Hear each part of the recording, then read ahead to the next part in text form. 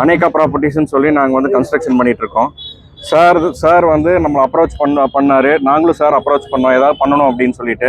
அப்போ சார் வந்துட்டு இந்த மாதிரி ஒரு கான்செப்ட் பண்ணலாம் அப்படின்னு சொல்லி நானும் சாரும் வந்து ஒரு கலந்துரையாடி ஒரு டிசிஷன் எடுத்து செல்ஃப் மேட் மேன் அப்படின்னா எப்படி வந்து டெபிக் பண்ணுறது அப்படின்ற ஒரு கான்செப்ட் கொண்டு வந்தாங்க.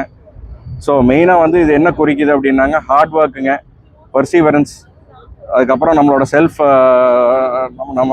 Promotion, self promotion. ஸோ இதெல்லாம் வந்து கண்டினியூஸாக வந்து நம்ம ஒர்க் பண்ணிகிட்டே இருந்தோம்னா நம்மளை செதுக்கிக்கலாம், நம்மளை வந்து இது உருவாக்கிக்கலாம் அப்படிங்கிற ஒரு கான்செப்டில் இது பண்ணியிருக்கோங்க.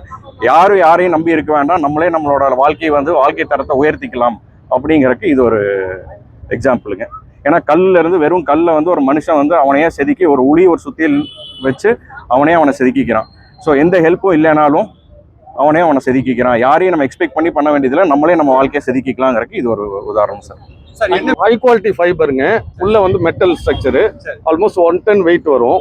மழை வெயிலுக்கெல்லாம் எதுவுமே ஆகாதுங்க. ஸோ அது கோயம்புத்தூர் வந்து தொழில் நகரம், உழைப்பா ஒரு விஷயம் முன்னிறுத்தி பண்ணியிருக்கோம். சார் வந்து ஸ்பான்சர் பண்ணாருங்க. கார்பரேஷன் கமிஷனர், கலெக்டரோட இது முன்னிலையில் இது ஓப்பன் பண்ணியிருக்கோம். காஸ்ட் ஆல்மோஸ்ட் 25 to 26 lakhs வந்துருக்கு. சரிங்களா? Okay sir, thank you.